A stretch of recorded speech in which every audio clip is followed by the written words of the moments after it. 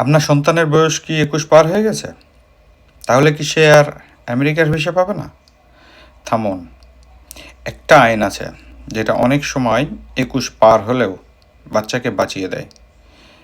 আজকের ভিডিওটা খুবই গুরুত্বপূর্ণ।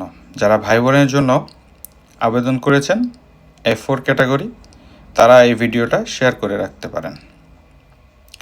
আসসালামু আলাইকুম।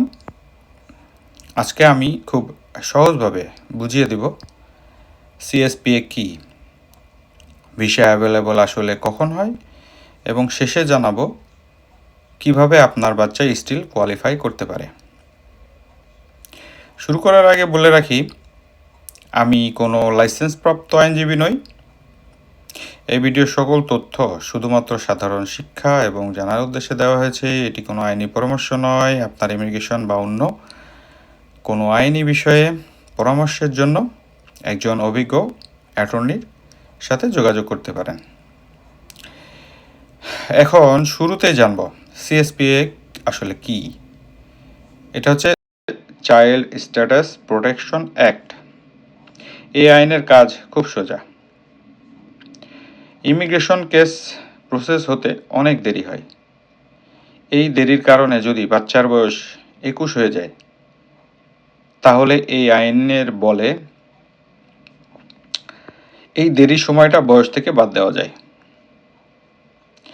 তাই অনেক সময় ২১ বছর বয়স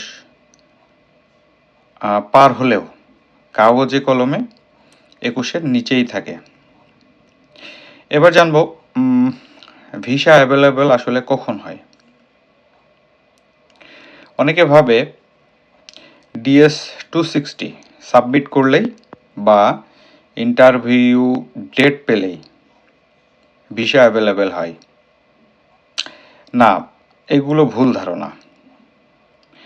আসল জিনিস হলো US ডিপার্টমেন্ট অফ স্টেটের ভিসা বুলেটিন অনুযায়ী যখন আপনার প্রায়োরিটি ডেট কারেন্ট হয়, অর্থাৎ ফাইনাল অ্যাকশন ডেট যদি প্রায়োরিটি ডেটের সাথে মিলে যায়, তখনই ভিসা অ্যাভেলেবেল। সবচেয়ে গুরুত্বপূর্ণ পয়েন্ট হচ্ছে এই ভিসা অ্যাভেলেবল হওয়ার দিনেই আপনার CSPA এজ লক হয়ে যায়। মানে এই দিনেই হিসাব হবে আপনি কোয়ালিফাই করবেন কি না। যেমন ধরেন, আপনার সন্তানের বয়স 22, কিন্তু পিটিশন পেন্ডিং ছিল 2 বছর। তাহলে CSPA এজ অনুযায়ী 22 বছর থেকে 2 বছর মাইনাস করলে বয়স 20, অর্থাৎ এখনও সে চাইল্ড হিসেবে কোয়ালিফাই করবে। অনেকেই এখানে ভুল করে। ভিসা অ্যাভেলেবেল হওয়ার পর 1 বছরের মধ্যেই DS-260 সাবমিট না করলে CSPA প্রোটেকশন শেষ হয়ে যায়।